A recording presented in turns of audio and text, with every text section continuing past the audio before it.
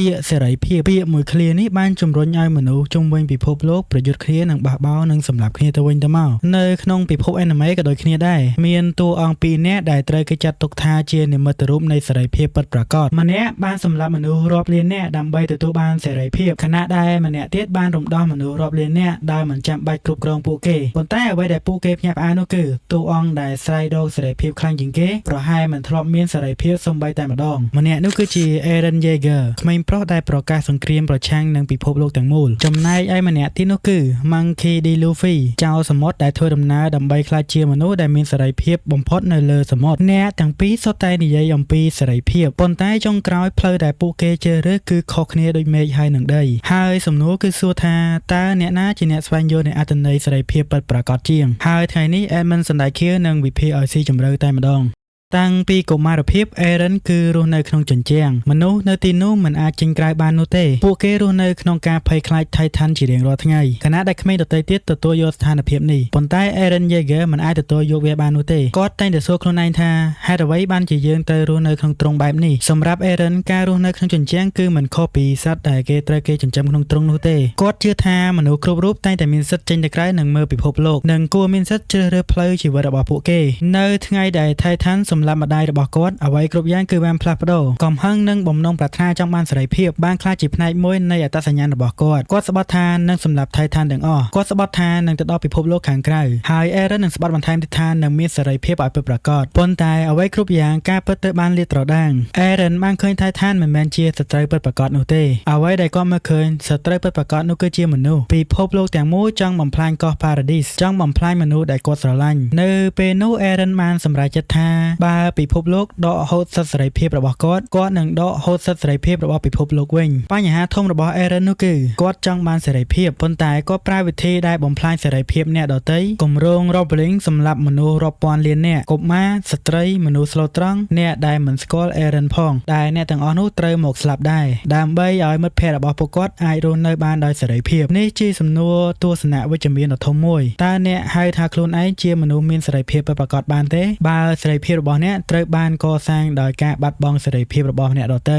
Eren មិនមែនជាមនុស្សអាក្រក់ទេគាត់គ្រាន់តែជាមនុស្សម្នាក់ដែលស្រឡាញ់សេរីភាពខ្លាំងរហូតគាត់លះបង់ពិភពលោកទាំងមូលដើម្បីវាឥឡូវយើងមកមើលតួអង្គ Luffy វិញ Luffy មានទស្សនៈខុសទាំងស្រុងគាត់មិនចង់គ្រប់គ្រងនរណាម្នាក់នោះទេគាត់មិនចង់ខ្លាចជាស្ដេចដែលមានអំណាចលើមនុស្សទាំងអស់សូម្បីតែគាត់ចង់ខ្លាចជា Pirate King វាមិនមែនដោយសារអំណាចនោះទេគាត់ធ្លាប់និយាយថាចៅសមុទ្រគឺជាមនុស្សដែលមានសេរីភាពបំផុតនៅលើសមុទ្រនេះគឺជាចំណុចសំខាន់បំផុត Luffy មិនចង់ឲ្យមនុស្សគោរពគាត់នោះទេគាត់មិនចង់ឲ្យមនុស្សខ្លាចគាត់នោះទេគាត់គ្រាន់តែចង់រស់នៅតាមរបៀបដែលគាត់ចង់រស់នៅពេលដែលឃើញមនុស្សត្រូវគេជិះជាន់ដូចជានៅ Alabasta, Dressrosa និង Wano Luffy មិនបានដណ្ដើមប្រទេសទាំងនោះទុកជារបស់ខ្លួនឡើយក្រោយជួយពួកគេរួចគាត់ក៏បន្តដំណើររបស់គាត់នេះគឺជាភាពខុសគ្នាដ៏ធំបំផុត Luffy ផ្ដល់សេរីភាពឲ្យអ្នកដទៃខណៈ Eren ដកហូតសេរីភាពអ្នកដទៃចំណុចដែលធ្វើឲ្យ Eren កាន់តែសោកនាដកម្មបំផុតនោះគឺរឿងវាសនានៅចុងក្រោយរឿង Eren បានឃើញអនាគតរបស់ខ្លួនជាមុនគាត់ដឹងថានឹងមានរឿងអ្វីកើតឡើងគាត់ដឹងថានឹងមានអ្នកស្លាប់គាត់ដឹងថារូបលីងនឹងកើតឡើងប៉ុន្តែគាត់នៅតែដើរតាមផ្លូវនោះនេះមានន័យថាទោះជាគាត់និយាយអំពីសេរីភាពគ្រប់ពេលក៏ដោយគាត់ប្រហែលជាមនុស្សដែលជាប់បំណងនៃវាសនាជាងគេបំផុតទោះទៅវិញ Luffy មិនដឹងអនាគតរបស់ខ្លួនឡើយគាត់មិនដឹងថាអ្នកណាជាអ្នកឈ្នះឬចាញ់មិនដឹងថាអ្នកណាស្លាប់ឬរស់មិនដឹងថាអ្នកណារកឃើញ One Piece ឬអត់ប៉ុន្តែគាត់បន្តធ្វើការសម្រេចចិត្តដោយខ្លួនឯងរាល់ជំហានក្នុងជីវិតរបស់គាត់គឺជាជំរឿនរបស់គាត់ផ្ទាល់ហើយប្រហែលជានេះធ្វើឲ្យគេហៅថាសេរីភាពពិតប្រាកដដូច្នេះបើសួរថាអ្នកណាស្រឡាញ់សេរីភាពពិតប្រាកដជាងចម្លើយនេះគឺប្រាកដណាស់ពិតជា Eren Yeager គាត់បានលះបង់អ្វីៗគ្រប់យ៉ាងដើម្បីវាប៉ុន្តែបើសួរថាអ្នកណាតំណាងឲ្យសេរីភាពពិតប្រាកដជាងចម្លើយនេះគឺជា Monkey D. Luffy ព្រោះថាសេរីភាពពិតប្រាកដមិនមែនជាការបំផ្លាញអ្នកដទៃដើម្បីខ្លួនឯងនោះទេសេរីភាពពិតគឺជាការរស់នៅដោយឆន្ទៈរបស់ខ្លួនខណៈដែលអ្នកដទៃក៏អាចរស់នៅតាមឆន្ទៈរបស់ពួកគេបានដែរដូច្នេះហើយនេះជាមូលហេតុដែលធ្វើឲ្យមនុស្សជាច្រើនមើលឃើញថា Luffy មិនមែនជាអ្នកស្វែងរកសេរីភាពនោះទេប៉ុន្តែគាត់ជាមនុស្សដែលកំពុងស្ថិតនៅក្នុងសេរីភាពពិតប្រាកដរឿងដែលអ្នកមើល anime មិនសូវចាប់អារម្មណ៍នោះគឺ Eren និង Luffy មានកុមារភាពខុសគ្នាខ្លាំង Luffy ធំឡើងក្នុងពិភពដែលពោពេញទៅដោយសុបិនគាត់មាន Shanks ជាគំរូនិងមិត្តភ័ក្តិរបស់គាត់មានមនុស្សជុំវិញដែលបង្រៀនគាត់ឲ្យគាត់សើចនិ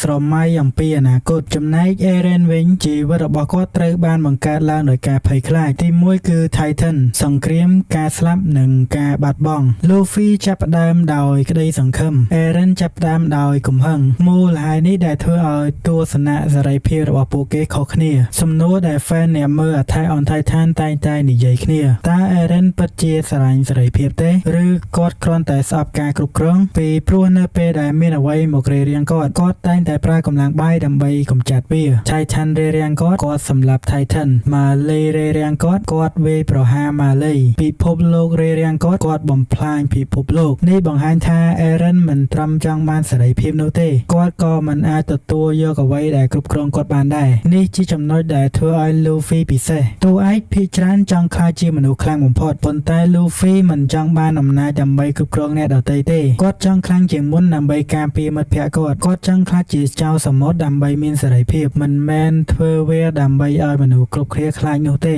ហើយនោះជាភាពខុសគ្នាដ៏ធំរវាងគាត់និង Eren អ្នកផលិតរឿងបានប្រើនិមិត្តសញ្ញាជាច្រើន Eren តែងតែភ្ជាប់ជាមួយបក្សីតំណាងឲ្យសេរីភាពប៉ុន្តែអ្វីដែលគួរឲ្យចាប់អារម្មណ៍នោះគឺបក្សីក្នុង Attack on Titan តែងតែហោះឆ្ងាយពីមនុស្សដូចជាសេរីភាពដែល Eren មិនអាចចាប់បានចំណែក Luffy វិញត្រូវភ្ជាប់ជាមួយសមុទ្រ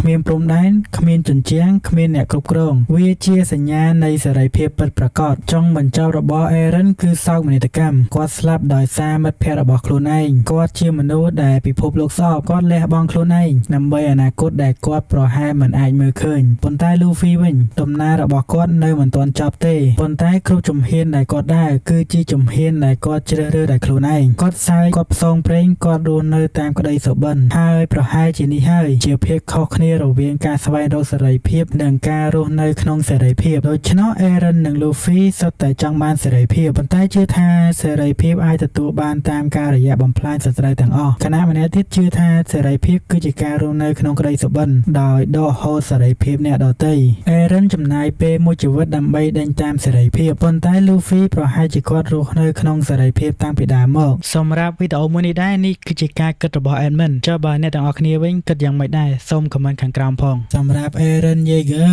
និង Luffy មួយណាមានសេរីភាពពិតប្រាកដជា